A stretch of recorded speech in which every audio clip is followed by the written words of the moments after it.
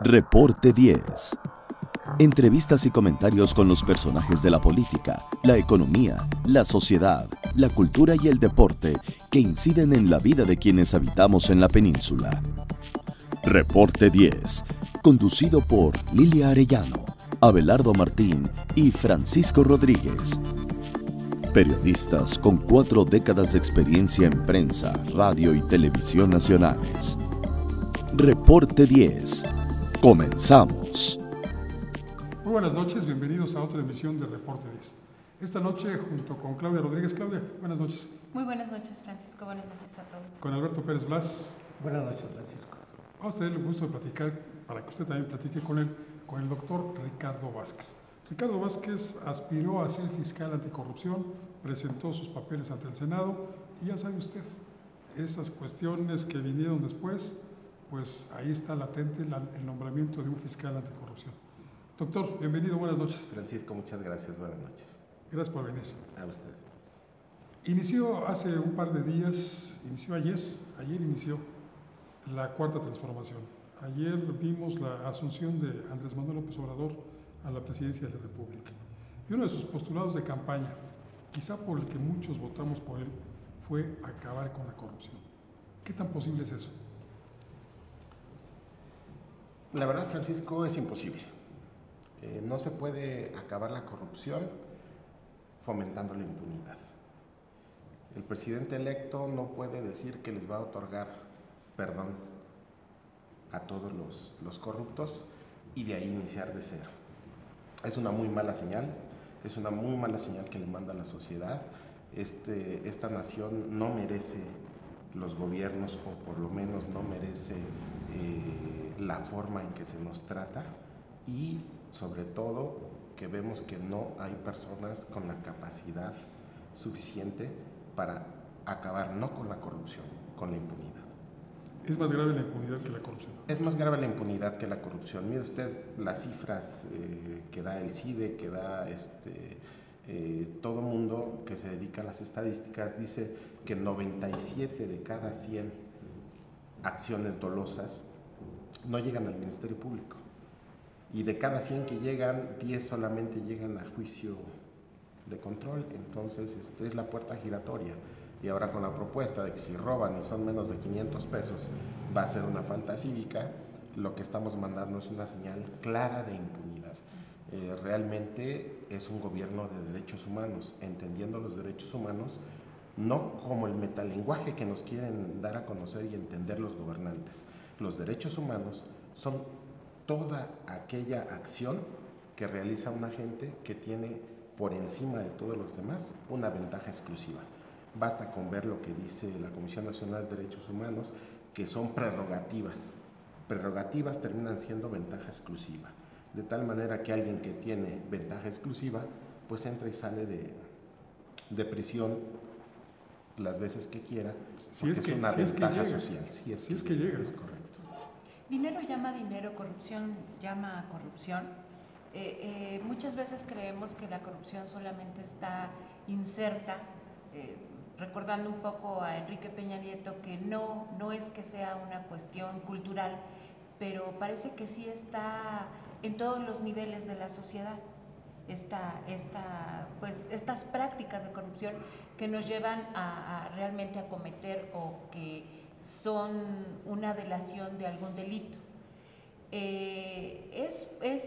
Acaba de decir usted, doctor, que es imposible terminar con ella, pero ¿hay tácticas para combatirla y disminuirla? En México no. Vivimos en un mundo hiperneoliberal. México forma parte del neoliberalismo, donde lo único que sirve para el neoliberalismo es la acaparación, la acumulación de riqueza incesante a costa del 99% de la población, que es explotada o esclavizada con matices o modulaciones. En efecto, la ruta del dinero.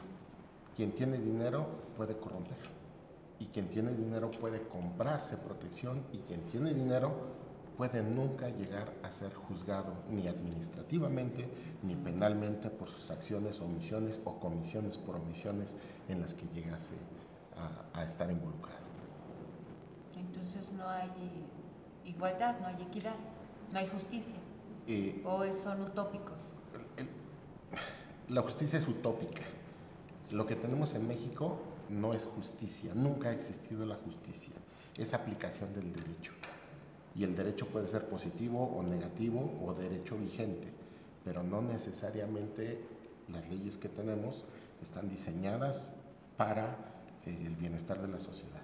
Basta con ver los artículos 88, 89, 101 de la Ley General de Responsabilidades Administrativas, ver el 35 bis de la Ley Federal contra la Delincuencia Organizada para darse cuenta que nuestros legisladores realizaron esas acciones, diría yo, dolosas, porque lo contrario sería sin conocimiento, para efecto de que las personas que cometan acciones, faltas administrativas o delitos se puedan ir sin ningún problema, sin respetar la ley.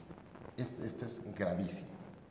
Doctor, en ese contexto que usted plantea, ¿tendríamos entonces que asumir que la corrupción es parte ya de la vida cotidiana con la cual tendremos que ver el futuro? Lamentablemente, la corrupción se ha estandarizado, se ha institucionalizado. ¿Por qué? Porque no vemos una política criminal en la materia. El Estado mexicano es reaccionario, reacciona solamente en el momento y no previene, no lleva a cabo las acciones preventivas. Necesitamos civismo en las escuelas, necesitamos ética, necesitamos historia, necesitamos cultura, no contracultura. Ya la política y la sociedad nos han llevado al extremo de robarnos lo máximo que tenemos, que es nuestra capacidad de asombro. Hoy no nos asombra ya que alguien haya desfalcado con miles de millones de pesos, que haya matado, que haya asesinado, ya no nos impresiona nada. Esa es la característica contracultural que se ha insertado en la sociedad mexicana a base de las acciones del Estado, de sus omisiones y de sus comisiones por omisiones. Recalco, el presidente electo no tiene facultades para perdonar. Hay que recordarle que él puede ser juzgado por delitos del orden común, delitos graves del orden común. Y traición a la patria. Y traición a la patria. Evidentemente estaría traicionando a sus electores de concederles una especie de indulto, pero para que exista el indulto presidencial tiene que existir una investigación y tiene que estar judicializado. Aunque aparentemente esto ya lo matizó en una entrevista con Carmen Aristegui cuando aceptó que habría el próximo 21 de marzo una consulta popular en la cual una de las 3 preguntas sería si deben o no ser juzgados por los delitos que presuntamente hayan cometido los expresidentes de Salinas a Peña Nieto. Esto como que ya lo matizó un poco, porque efectivamente, le decía yo al principio, doctor, de los 30 millones de mexicanos que votamos el 1 de julio a favor de Andrés Manuel López Obrador, yo creo que mucho lo hicimos con la convicción de que estos expresidentes que llevaban a México al despeñadero deben ser juzgados, deben ser sometidos al imperio de la ley. Pero no solo ellos, Paco. Claro. No solo ellos. Ellos solitos no pudieron haberlo hecho. Por eso se les llama estafas maestras. Precisamente porque tienen todo el poder, todo el dinero para corromper y salir impunes. Evidentemente su gabinete legal y ampliado tendría que estar siendo investigado. ¿Y los empresarios? Los empresarios también. El Sistema Nacional Anticorrupción determina que también las personas físicas que incurran en este tipo de ilícitos pueden ser sancionadas vía administrativa o vía penal. Sin embargo, estoy viendo que están presentando iniciativas para que los magistrados del tribunal en materia de anticorrupción pues no sean removidos o no existan. ¿Qué es lo que me están dando a entender a mí como sociedad? Pues que la lucha anticorrupción no es tal. La lucha anticorrupción es continuar como vamos. Y como vamos, la sociedad está infectada, la sociedad tiene metástasis, ya no hay respeto, ya no hay valores,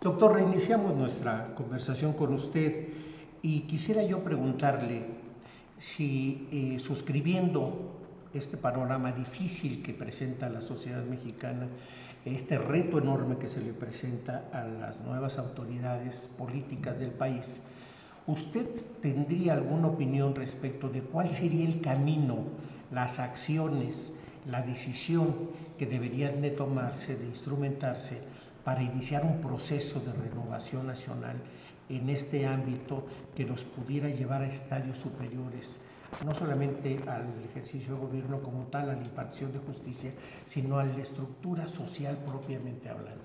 ¿Qué opinaría usted de esto? Sí, en efecto. En primera instancia, si nosotros no somos capaces de identificar el problema, pues no somos capaces de superarlo. Ya lo sostuve con base a números de la OCDE, que somos el país más corrupto, por ejemplo, de la OCDE, lo cual no me da ningún orgullo. ¿Qué se puede hacer? Pues mucho. Hay que iniciar políticas públicas adecuadas. La primera de ellas es acabar con el salario mínimo. El salario mínimo es una maquillación que ha utilizado el gobierno federal durante años para empobrecer a los ya empobrecidos trabajadores mexicanos. No podemos tener 60 millones de pobres o 50 millones de pobres en el mejor de los casos y no tener corrupción. Si una persona gana el salario mínimo, la cual el artículo 123 constitucional dice que es suficiente para que el pater familias sufrague los gastos de la familia en su nivel educativo, etcétera, etcétera, pues esto es una falacia. Con 86 pesos nadie puede sufragar esos gastos. ¿Qué hace la gente? Pues allegarse el dinero que requiere para subsistir. En primer lugar, se requiere que el salario mínimo realmente sea efectivo para comprar la canasta básica, que por supuesto no es de 80 pesos ni de 100 pesos, como alegremente lo dicen por ahí muchos legisladores y muchos otros políticos. En segundo lugar, tenemos que empezar ya con las generaciones pequeñas a cambiar el modelo educativo. Un modelo educativo en que no se nos enseña a obedecer, que se nos enseña a pensar, que se nos enseñe a ser patrones, que nos enseñe a ser inventores. Necesitamos acabar con la desnutrición, con el hambre, con la pobreza, que es lo que genera delincuencia, que es lo que genera corrupción, que es lo que genera impunidad. Y no veo ninguna de esas acciones dentro del Estado mexicano. El Estado mexicano, el presidente electo, es solamente presidente de la mitad de la población. ¿Por qué? Porque solamente tiene sus ojos en la parte terrestre. No ha volteado a ver la zona económica exclusiva, de donde podemos darle de comer un pescado a todos los pobres que no tienen qué comer y que se están muriendo de hambre. No tenemos una Secretaría de la Mar que lleve a cabo coordine todo este tipo de infraestructura que requerimos en el área administrativa. Tenemos 17 estados que cuentan con litorales y no tenemos flota pesquera, no tenemos marina mercante. ¿Cómo queremos abatir la corrupción, la desigualdad, la pobreza si tenemos paisanos muriéndose de hambre? Si tenemos 50 millones por lo menos en situación de miseria extrema. Cualquier político que les diga que va a acabar con la corrupción sin acabar con la marginación, con el hambre, con la desigualdad social, les está mintiendo. Pensamos generalmente que la corrupción es exclusivamente gubernamental, pero por lo que hemos platicado, lo que hemos visto, lo que hemos vivido incluso, vemos que esta corrupción, como usted lo señalaba, pues ya ha permeado toda la sociedad. No obstante, la corrupción que más daño hace es la del aparato público. Y siempre vemos que Esta se da en el ámbito del Ejecutivo, pero también en el Legislativo tenemos problemas de corrupción muy graves. Diputados y senadores que levantan el dedo y la mano a cambio de una dádiva que les da un gobernador, un secretario del despacho, para que voten en determinado sentido en cuanto a la formación de leyes. Pero el Poder Judicial no escapa. El Poder Judicial no escapa. En estos días hemos visto, por ejemplo, el caso de una licitación que el Poder Judicial de la Federación, a través de su judicatura, ha lanzado para la compra de un equipo que es considerado chatarra, un equipo de telecomunicación, telefonía, pues, para que todos sus muchos edificios, lujosísimos edificios, estén conectados. A 15 días de que termine la administración, a 4 días de que termine la administración, lanzan esta convocatoria. Y según se ha publicado, ahí hay muchos intereses oscuros por parte de algunos miembros de la judicatura y por supuesto de la empresa que ya se sabe que de antemano va a resultar la ganadora. Vemos, no tiene mucho que ver con cuestiones de corrupción, aunque a lo mejor sí, que un instituto de transparencia oculta y vela la circunstancia en que muere uno de sus integrantes. ¿Qué está pasando en el aparato público? ¿Es el que nos infectó como sociedad o nosotros como sociedad infectamos al aparato público? Es complejo. Sin embargo, lo que sí se puede asegurar es que en ningún nivel de gobierno se salva de la corrupción, menos la Suprema Corte ni el Consejo de la Judicatura. Es evidente que también la sociedad civil ha participado por acción o por omisión, por no hacer y no decir. También resulta evidente que una gran parte de toda esta problemática es porque saben que no va a suceder nada. Es el mismo sistema defendiéndose. No es posible que el INAI diga que uno de sus miembros fallece de un paro cardíaco cuando en realidad cayó de un 5º piso. Cayó de un 5º piso, pues empieza el sospechosismo. Pues es el mismo comisionado que había solicitado la información de Odebrecht a PGR. Y si algo he aprendido de política, es que en la política las cosas son como parecen. Que no hay coincidencia. Estamos entrando en un terreno fangoso, pero sí tenemos que señalar que requerimos un nuevo Estado de Derecho. Esta Constitución Política de los Estados Unidos Mexicanos, que lleva más de 706 reformas, no le sirve al pueblo. Tiene anomias y tiene antinomias brutales. Necesitamos un nuevo pacto federal, en donde cada quien hagamos lo propio. Si a mí me multan, no estoy pidiendo dar dádivas. Acepto mi multa y si la puedo interpelar, lo hago, y si no, la pago. No doy moches ni voy al Ministerio Público a dar dinero. Es decir, tratamos de hacer lo que en nuestro ámbito de competencia tenemos que hacer. Porque es muy fácil decir que el gobierno es corrupto, que sí lo es. Pero la sociedad también lo es. ¿Y saben qué? Nosotros también lo somos. ¿Por acción o por omisión? ¿O por comisión, por omisión? Si nos da una lana, no sale esta parte de la entrevista. Lástima. Es complicado, ¿no, doctor, lo que usted está diciendo? Porque creo que efectivamente, más allá de que no paguemos una multa, una infracción, que como derecho, como impuesto, lo que en realidad pasa es que la percepción del gobernado es que ese dinero no va precisamente a donde debe de ir, ¿no? Y entonces no es que no se quiera pagar, sino yo creo que también esta parte de la corrupción es el enojo social el que se manifiesta. Y entonces, como usted decía, es un asunto bastante complicado. Pero creo que todavía no hemos develado en o puesto sobre la mesa si hay efectivamente la punta del hilo de la madeja que empiece a atacar el problema de la corrupción en México, porque algo se puede hacer. Otros países lo han logrado, disminuir efectivamente no sé de ningún país en donde la corrupción sea cero hasta ahora, ¿no? Dicen por ahí que hay países, sobre todo nórdicos, en donde las cárceles han empezado a convertirse en colegios porque no hay un reo. Sin embargo, creo que de alguna suerte alguien tendrá o hará una infracción y tendrá que, bueno, quizás conmutarla por una pena carcelaria. Pero creo que quisiera que nos dieran luces, porque creo que estamos así como un poquito consternados, porque si esto va a seguir, entonces pues más allá de que nosotros paguemos nuestra multa o que convidemos a nuestros amigos a ser cívicos, pues no va a pasar nada, México no va a cambiar. Es correcto.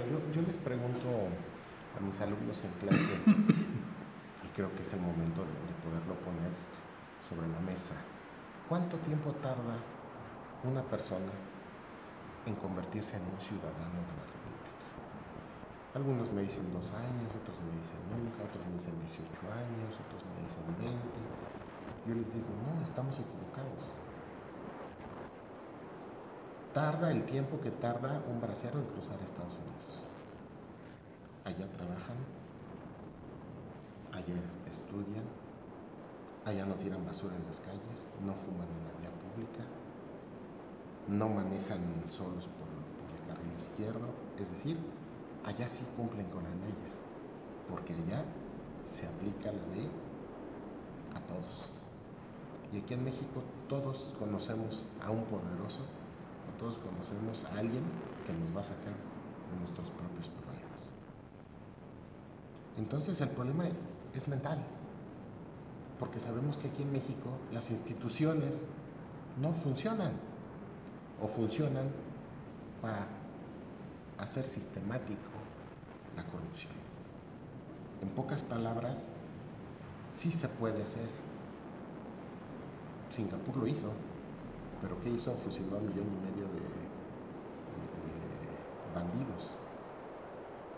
¿Qué es lo que podemos hacer? ¿Qué es lo que se ve? Bueno, es muy claro que la corrupción se divide en dos: la corrupción gubernamental y la corrupción de la sociedad. La corrupción gubernamental, ya lo sabemos, licitaciones amañadas, desfalco, etc. Pero la corrupción de la sociedad es un poco más grave, porque la sociedad es la base no solo de las instituciones y del Estado, sino la base social. ¿Qué es lo que pasa? Bueno, no podemos cegarnos y decir que no sabemos cuál es el origen del problema de la corrupción en México. Por supuesto que no es la delincuencia organizada y el narcotráfico. A partir de que tenemos problemas de narcotráfico, nuestros problemas se agudizaron. Pero ya veníamos arrastrando. Pero esto fue el detonante. Yo soy un partidario de que debemos de revisar a fondo nuestra política en materia de drogas y de crimen organizado. Nosotros ponemos los muertos y Estados Unidos pone el dinero y las armas. Me parece grave que no veamos el fondo del problema. Se podrá enfrentar el próximo gobierno, la próxima administración, a estos hechos fácticos a los que usted atinadamente refiere. Yo no lo creo. Yo no lo creo porque estamos hablando de dinero. Y en el neoliberalismo lo que prima es el dinero. Doctor, en esta dinámica... Vamos a tener que hacer una pequeña pausa, Alberto, perdón, y enseguida volvemos. En un momento regresamos a Reporte 10.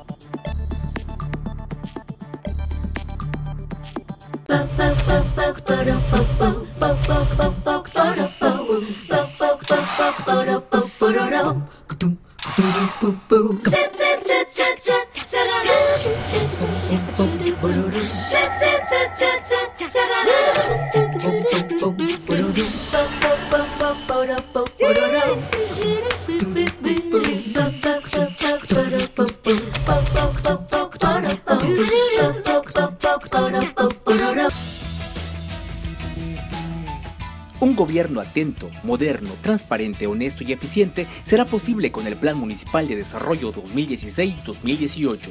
A través del eje rector Isla Mujeres de Buen Gobierno, se garantizará mejor atención a la ciudadanía con un gobierno cercano y de puertas abiertas. Hoy, gobierno y sociedad suman esfuerzos haciendo futuro por un mejor Isla Mujeres.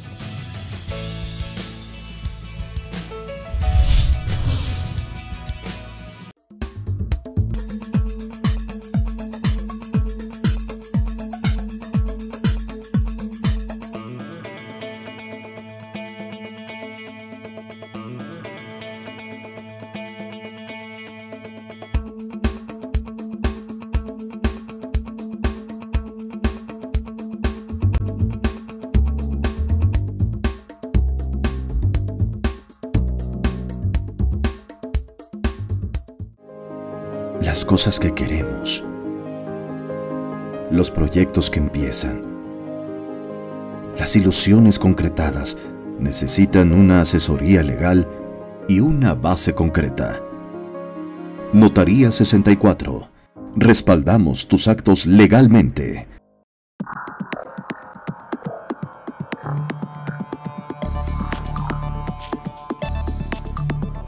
Doctor, continuando con esta entrevista, quisiera yo hacerte una pregunta muy concreta y específica. ¿Tú crees que un inicio para la búsqueda de alternativas de solución a esta problemática tan densa que nos has venido desmenuzando en esta entrevista pudiera ser el fortalecimiento de las instituciones, por un lado, la revisión de las prácticas públicas, leyes, normas que nos rigen como sociedad, y finalmente la capacitación institucional, lo que se denomina muchas veces como profesionalización o servicio público de carrera, lo que pudiera en determinado momento iniciar un proceso que nos llevara a estadios de mayor equilibrio dentro de este grave problema de la corrupción. Claro, por supuesto. Se llama voluntad política. Las instituciones tienen que ser fortalecidas, no desmembradas. Las instituciones tienen que respetarse, no ser atacadas. Pero el principal problema que yo veo para que las instituciones sean fortalecidas es la dedocracia. Quienes están al frente no son los más aptos para estar ahí, sino porque es una cuestión política, no de meritocracia. Mientras tengamos al frente de todas estas instituciones a personas que no detenten la capacidad, el compromiso, ni el amor, ni el arraigo por el pueblo mexicano, creo que las instituciones no se van a fortalecer. Es voluntad política. Tienen que estar los mejores. Tiene que cambiarse y modificarse la psique del mexicano para entender que lo único que nos va a revitalizar como sociedad es el trabajo honrado y bien pagado.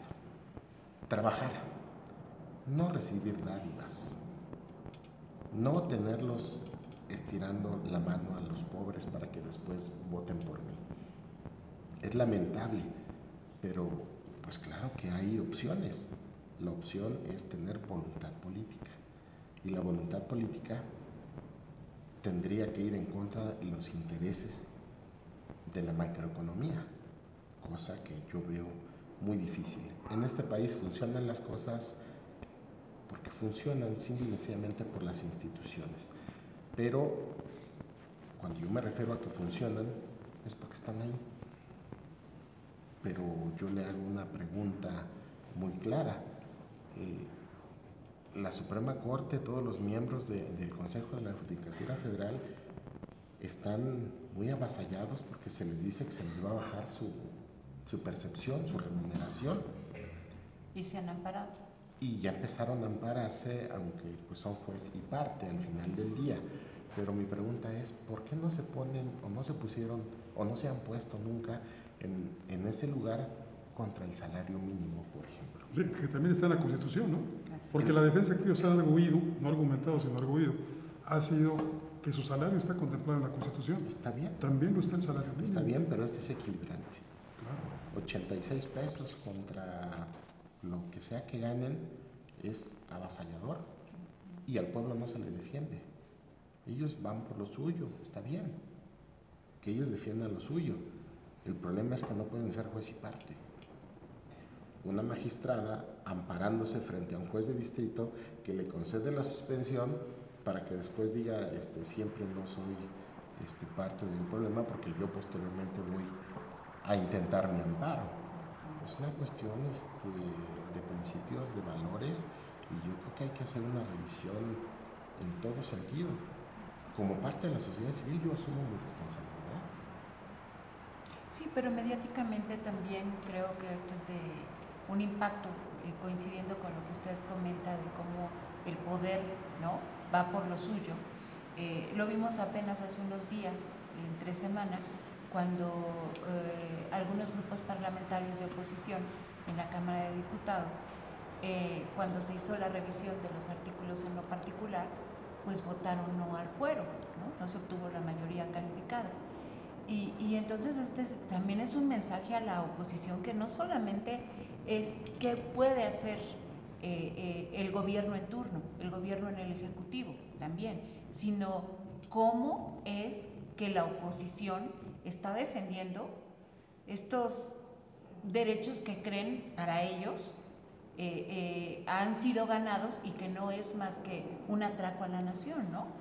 O sea, esto de no tener, respetarles el fuero, aunque como usted dijo al inicio del programa, doctor Vázquez, pues es más que nada defender el que, o darles un escudo, aunque hayan cometido un delito, ¿no? En realidad son privilegios, y los privilegios son para las castas doradas. Sí, pero ellos creen que es un derecho. Esos son los derechos humanos, en efecto, así están concebidos y matizados dentro del sistema internacional en el que nos encontramos, y resulta evidente que tenemos que cambiar muchas cosas.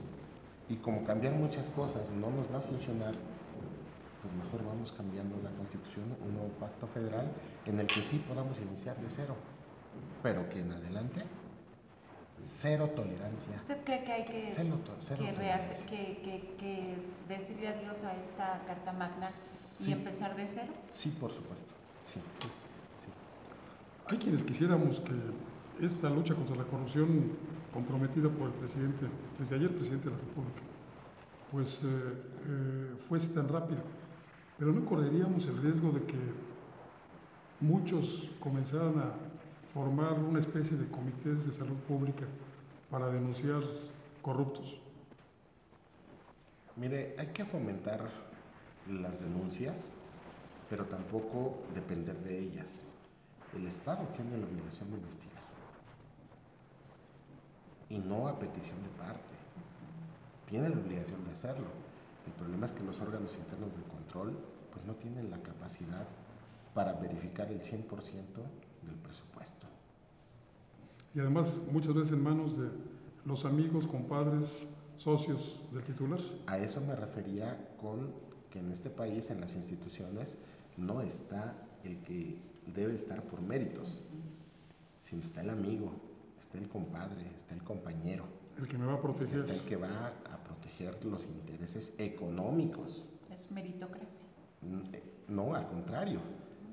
La meritocracia es que en las instituciones tiene que estar el que esté mejor capacitado. Sí, dije, no es meritocracia. No es meritocracia, es correcto. Entonces, tenemos un problema que yo creo que más allá de eso, lo único que necesitamos es abatir los niveles de desigualdad social. Mientras no abatamos estos niveles de desigualdad, todos son palabras. Los pobres van a tener que comer, y si no pueden hacerlo por la vía legal, van a asaltar, van a robar o van a hacer lo que tengan que hacer. Si no lo hacemos, si no empezamos a darles un trato digno, si no les empezamos a dar trabajo, si no les empezamos a dar opciones de vida, pues simple y sencillamente este país no va a avanzar.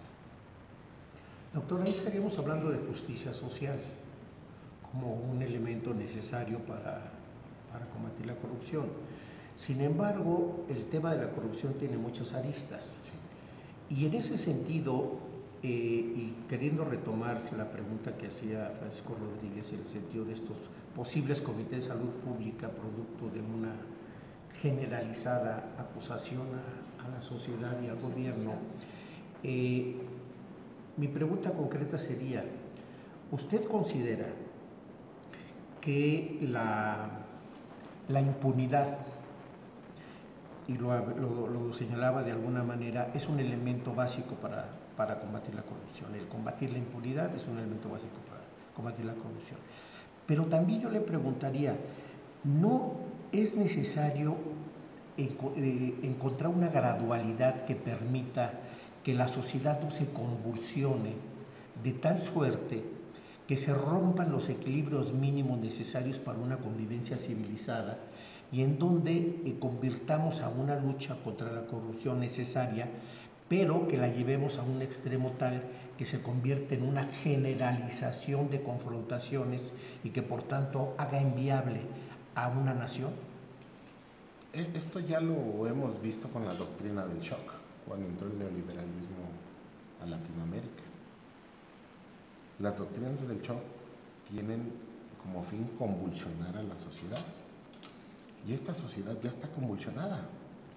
Cuando a alguien le da un paro respiratorio, pues hay que convulsionarlo para que regrese a la vida. Yo creo que matizar y suavizar sería más en el sentido político, no en el sentido legal, porque en el sentido legal las instituciones que están para hacer cumplir las legislaciones no lo hacen, pues entonces seguiremos teniendo la impunidad y ellos estarían fomentando la impunidad en este país. ¿Es difícil? Sí. ¿Es duro? Sí. ¿Es políticamente redituable? No. Doctor, ¿se va a postular nuevamente para formar parte del Sistema Nacional Anticorrupción? No, ya no. Ya no. No veo las condiciones. No veo las condiciones, no veo posibilidad alguna de que yo pueda ser nombrado ya por el nuevo fiscal general de la República. No soy ni su amigo, ni pertenezco a ningún partido político. Y yo vi la posibilidad cuando el Senado tenía esa capacidad de nombramiento desde 2014. Sin embargo, nunca vi voluntad política y sigo sin verla. Realmente el que llegue a la Fiscalía Anticorrupción tiene de dos: hace su trabajo y pone en riesgo la vida propia y de sus familiares, o no hace nada y se la lleva de pechito. Muchas gracias. Pues qué lástima que sea así. Muchísimas gracias, doctor Ricardo Vázquez, por su presencia esta noche. Gracias. Doctor. Muchas gracias. Doctor, muchísimas gracias. Buenas noches. Gracias también a Alberto Pérez Dulas. Gracias, Francisco. Y a Claudia Rodríguez, gracias. Muchas gracias, Francisco. Y gracias a usted que nos acompañó. Lo invito para que la próxima semana nos acompañe en otro Reporte 10. Soy Francisco Rodríguez, le deseo como siempre buenas gracias y muchas noches. No deje de suscribirse a nuestro canal de YouTube. Ahora tiene usted a la mano más herramientas informativas para que emita su propia opinión. Comuníquese con nosotros, aporte sus comentarios y sugerencias a los correos y redes sociales que aparecen en su pantalla. Mientras, le invitamos a sintonizar Reporte 10 la próxima semana, a la misma hora, por esta señal que siempre va contigo.